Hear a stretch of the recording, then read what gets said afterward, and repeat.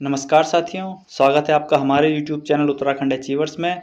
और आज मैं जो वीडियो लेके आया हूँ यह है जो सेंटर की जॉब है, सेंट्रल गवर्नमेंट ने निकाली है, भारत सरकार ने निकाली है। देख लीजिए, भारत सरकार द्वारा है और किस विभाग में है? डिपार्टमेंट ऑफ एटॉमिक एनर्जी, परमाणु खनिज अन्वेषण व अनुसंधान निदेशालय में है। ठीक है, और ये उसका एडवर्टीजमेंट नंबर है।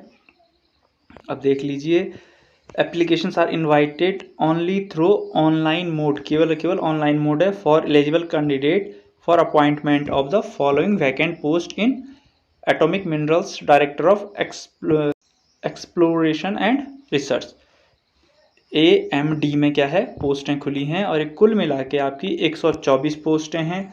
और इन पोस्टों का ब्यौरा नीचे है, मैं आपको बता देता हूँ।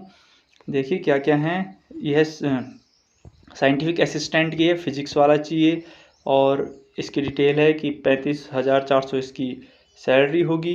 ग्रुप बी है, BSc होनी चाहिए फिजिक्स मैथ्स और केमिस्ट्री के साथ, या फिर फिजिक्स मैथ्स जियोलॉजी के साथ, या फिर ऑनर होना चाहिए फिजिक्स। इसमें OBC के लिए 33 एज मांगी हुई है और जर्नल के लिए 30 एज मांगी हुई है। फिर देख लीजिए, अगला है साइंटिफिक असिस्टेंट बी, केमिस्ट्री का चाहिए। यहाँ भी 35,400 का है। 60% के साथ फिजिक्स केमिस्ट्री या फिर मैथ्स चाहिए। BSc में फिजिक्स जियोलॉजी और केमिस्ट्री चाहिए, यानी कि केमिस्ट्री आपको एक सब्जेक्ट होना ही चाहिए आपका। ठीक है, या फिर फिजिक्स केमिस्ट्री से आप ऑनर्स हों। और जो एज लिमिट है, ST 35, 33, EWS 30 और UR 30, ये एज लिमिट है। इस एज लिमिट का होना चाहिए। नेक्स्ट पोस्ट है आपकी साइंटिफिक बी, जियोलॉजी के लिए। फिर हुई है BSc आपकी जियोलॉजी, एक सब्जेक्ट होना चाहिए 50% के साथ, और ये एज लिमिट दी हैं अलग अलग कैटेगरीज के लिए।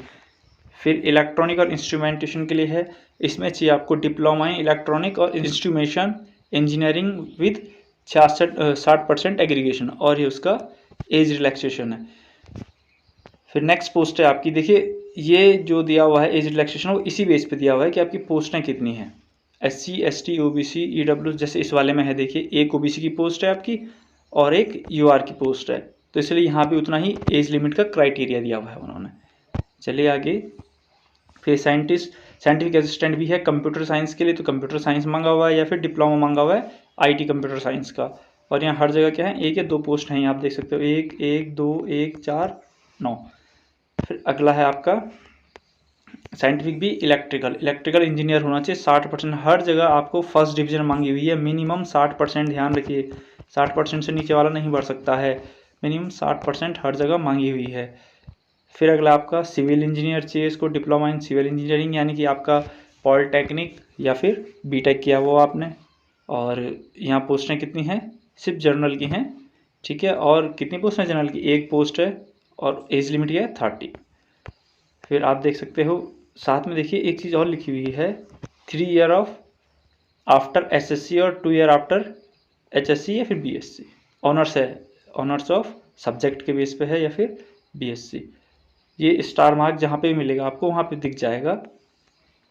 अगला है आपका टेक्नीशियन चाहिए फिजिक्स इलेक्ट्रॉनिक्स और इंस्ट्रूमेंटेशन के लिए, 60% चाहिए इन SSC सीनियर सेकेंडरी क्लास में, या फिर रिकॉग्नाइज यूनिवर्सिटी से electronic electronic mechanics trade, not less than 1 year duration, 1 साल से कम का नहीं होना चाहिए, मिनिमम 1 साल का तो होना ही चाहिए।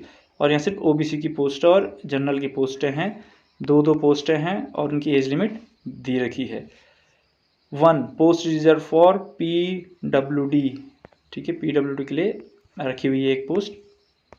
चलिए आगे देखते हैं। अगला है टेक्नीशियन यानी कि लेबोरेटरी, 60% होना चाहिए 12 में, और किसी रिकॉग्नाइज यूनिवर्सिटी से आपका सर्टिफिकेट होना चाहिए, किसमें, chemical plant laboratory assistant chemical, या फिर plant trade is not less than 1 year duration, 1 साल से कम का नहीं होना चाहिए, और उस आदमी को प्रेफरेंस दी जाएगी जिसके पास एक्सपीरियंस हो।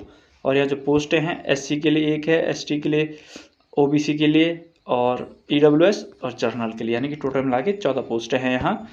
फिर आपका प्लम्बर की पोस्ट है, प्लम्बर के लिए वही है 12 में 60% और 1 साल से कम का एक्सपीरियंस नहीं होगा।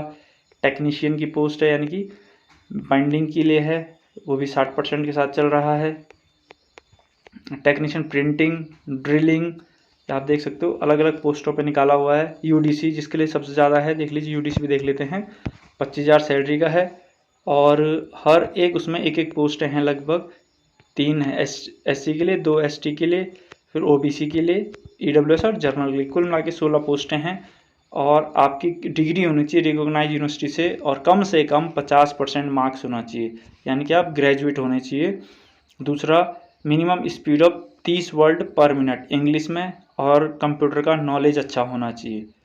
ये ध्यान रखिए, कंप्यूटर का नॉलेज पूछा हुआ है और 30 वर्ड पर मिनट पूछे हुए हैं, और आप ग्रेजुएट होने चाहिए 50% के साथ। यूडीसी में 50% है ग्रेजुएशन में, और आपका 30 वर्ड पर मिनट की स्पीड होनी चाहिए और कंप्यूटर का नॉलेज होना चाहिए आपको।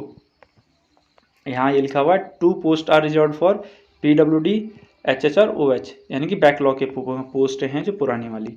फिर अगला है आपका ड्राइवर के लिए, जो 19,000 सैलरी है, 10th पास होना चाहिए, और अलग अलग कैटेगरी दी हुई हैं। ड्राइवर की पोस्ट ने भी यूके एसएससी ने भी निकाली थी, ठीक है।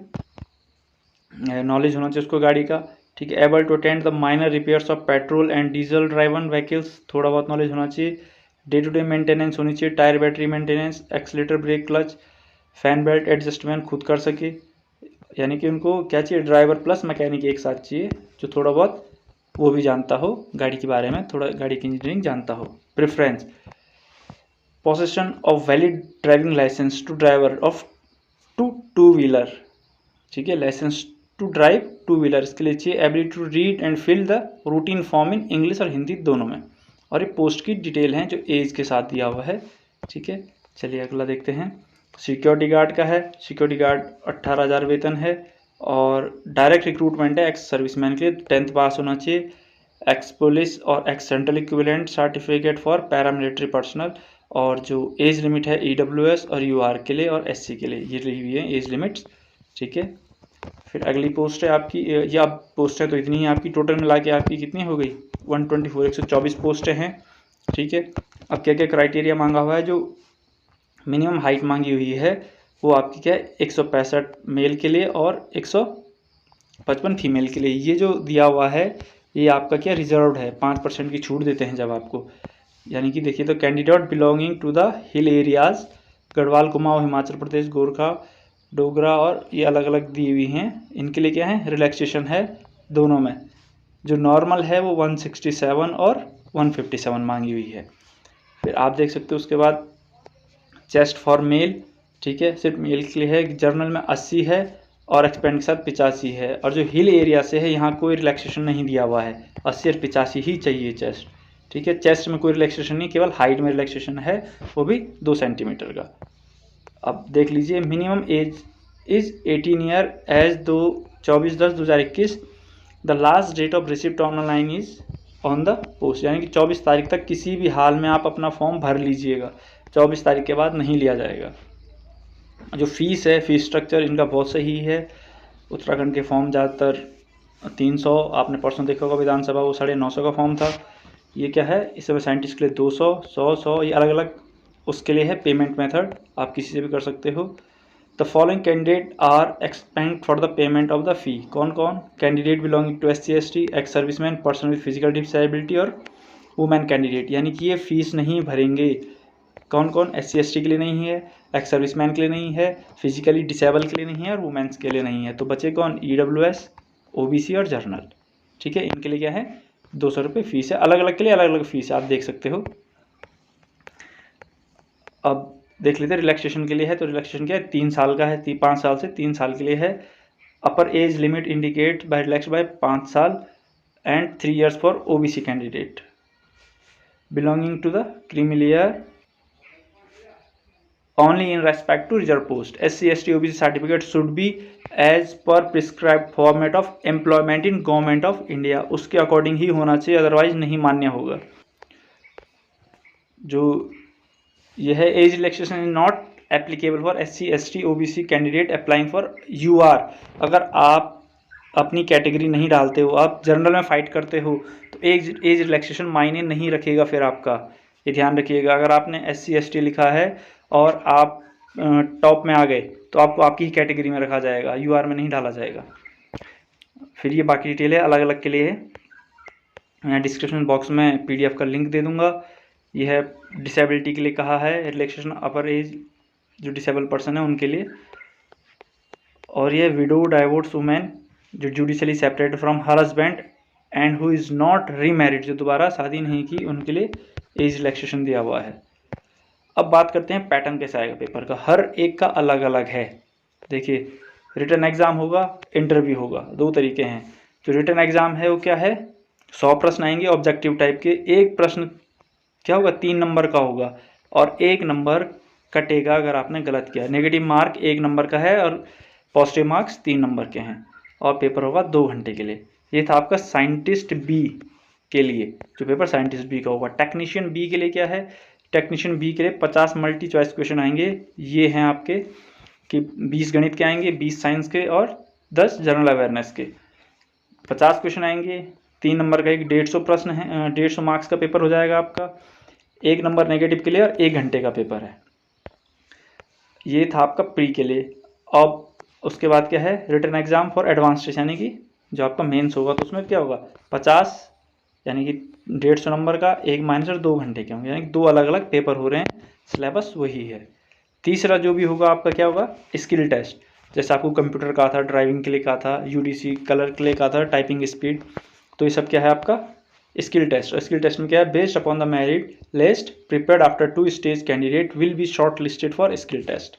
The number of candidates shortlisted for skill test would depend upon the number of candidates qualifying for stage 2, but not exceed 4 से 5 टाइम, यानी कि 4 to 5 times the number of vacancies for the said post। यानी कि अगर आपकी 10 पोस्टें हैं तो कह रहे हैं मैक्सिमम हम 50 बच्चे ही सेलेक्ट करेंगे 4 से 5 टाइम, यानी कि 10 पोस्ट के लिए 50 बच्चे ही बुलाएंगे। The skill test would be conducted on a go and non go basis जियो फॉर क्वालिफाइंग कैंडिडेट्स। ठीक है, अब आगे देख लीजिए। In the events of tie, अगर टाई हो गया तो क्या क्या किया जा सकता है। Candidate lower negative marks in stage 2, जिसने कम गलत किए होंगे, पहला। दूसरा, candidate with higher marks in stage 1 be placed higher on merit list. अगर 2 कैंडिडेट हैं, दोनों में टाई हो गया तो जिसके पहले पेपर में ज़्यादा मार्क्स थे उसको ऊपर रखा जाएगा, या फिर जिसने दूसरे पेपर में कम गलत किए हैं उसको ऊपर रखा जाएगा। Candidate with lower negative marks in first set to be on the merit list, जो पहले पेपर में कम नेगेटिव किए उसे रखेंगे। Candidate with higher positive marks in गणित, मैथ्स में बोला है, पहले पेपर में मैथ्स में अगर ज़्यादा नंबर है तो उसे ऊपर रखा जाएगा। Candidate with higher positive marks in science in stage 1 is placed higher, उसको ऊपर रखा जाएगा। ये कैटेगरी है, किसको ऊपर किसको नीचे रखा जाएगा। जो यूडीसी है आपका अपर डिवीजन कलर, उसके 2 पेपर होंगे, एक ऑब्जेक्टिव एक डिस्क्रिप्टिव। ऑब्जेक्टिव में देख लीजिए, यह है आपका ऑब्जेक्टिव एग्जाम 25 25 25 25 4, यानी कि 100 प्रश्न आएंगे, 300 मार्क्स के, 3 नंबर का एक प्रश्न और एक पे गलत, 2 घंटे का पेपर। और रिटन में डिस्क्रिप्टिव है, देखिए नंबर ऑफ क्वेश्चन नहीं बताया हुआ है कितने आएंगे, वो उन पे डिपेंड कर रहा है वो कितने देंगे। और जो सिलेबस है वो क्या है, एक पार्ट इंग्लिश का होगा जिसमें क्या है कॉम्प्रिहेंशन आएगा, प्रिसाइज एंड ग्रामर आएगी आपकी, रिटन प्योरली इन इंग्लिश, जो इंग्लिश में ही लिखी होगी आपको उसमें वो नहीं होगा, हिंदी ऑप्शन नहीं आएगा, उसने अलग से लिखा हो ही has written purely in English. ठीक, अभी आपका descriptive test comprising essay noting and drafting 50% as the written purely either in English और इन हिंदी। ये हिंदी और इंग्लिश दोनों में होगा, ऊपर वाले के लिए तो कह दिया उसने प्योर इंग्लिश है, लेकिन हिंदी और इंग्लिश दोनों में हो सकता है। If it is written in a comprehension of both English and Hindi 0 marks will be awarded. या तो फिर आप इंग्लिश में लिखोगे या फिर आप हिंदी में लिखोगे, लेकिन अगर तो आपने मिक्स लैंग्वेज में लिखी तो आपको 0 नंबर मिलेंगे, उसने कह दिया यहाँ पे, देख लीजिए, ध्यान रखिएगा। यूडीसी के मेन एग्जाम में जो पार्ट ए है वो तो प्योर इंग्लिश का है, लेकिन पार्ट बी चाहे तो आप हिंदी में लिख दो पूरा या फिर पूरा इंग्लिश में लिख दो। ठीक है, 100 नंबर का पेपर होगा, नो नेगेटिव मार्क और 3 घंटे का पेपर है आपका। 100 मार्क्स का पेपर है, नंबर ऑफ क्वेश्चन उन पर डिपेंड करता है वो कितने देंगे। अब देखते हैं ड्राइवर के लिए 2 होंगे, एक तो रिटन एग्जाम होगा और एक ड्राइविंग टेस्ट होगा। तो रिटन एग्जाम आपका क्या है, 100 नंबर का है, 100 क्वेश्चन आएंगे एक एक मार्क्स के, कोई नेगेटिव मार्क्स नहीं है और 2 घंटे का पेपर होगा। और जो दूसरा होगा वो ड्राइविंग टेस्ट होगा, हैवी व्हीकल्स के लिए driving the skills and knowledge of motor driving, motor mechanics and traffic rules और रेगुलेशन ये पूछे जाएंगे। पहले आपका पेपर होगा, आपने क्वालिफाई कर दिया तो आपको ये सब पूछा जाएगा। फिर अगला है सिक्योरिटी गार्ड के लिए फिजिकल इवेंट होगा और फिजिकल इवेंट होंगे, ठीक है, दोनों ही हैं क्या फिजिकल इवेंट। कितने के लिए, मेल के लिए ही कहा जा रहा है सिर्फ।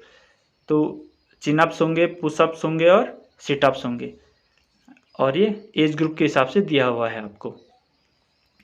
फिर जो सेकंड होगा फीमेल के लिए सिटअप्स हैं केवल और केवल 20, 15 और अलग अलग एज ग्रुप के लिए दिए हुए हैं आपको। और ये भी कहा है लॉन्ग जंप का है 3 इंच, ठीक है, यानी कि 9 फीट, और 100 मीटर भागना है 20 सेकंड में। फिर रिटन एग्जाम जो होगा वो होगा comprehension, general awareness, analytic and basic mathematics आएगी आपकी, ऑब्जेक्टिव टाइप 25-25 नंबर के। तो ये सब क्या था आपका, जितने भी पेपर हैं ऊपर दिए हुए उन्होंने कि पेपर में क्या क्या आएगा। पेपर बहुत अच्छा लग रहा है, इजी पैटर्न लग रहा है, तो आप लोग भरिए, ठीक है। जनरल इंस्ट्रक्शन है हर पेपर में दिए रहते हैं। मैं इस PDF का लिंक आपको डिस्क्रिप्शन बॉक्स में दे दूंगा। ये आपके कौन कौन से शहर है जहाँ पेपर कंडक्ट होगा, आप देख लीजिएगा, आप भर लीजिएगा। आप सभी के लिए गुड लक। वीडियो को अंत तक देखने के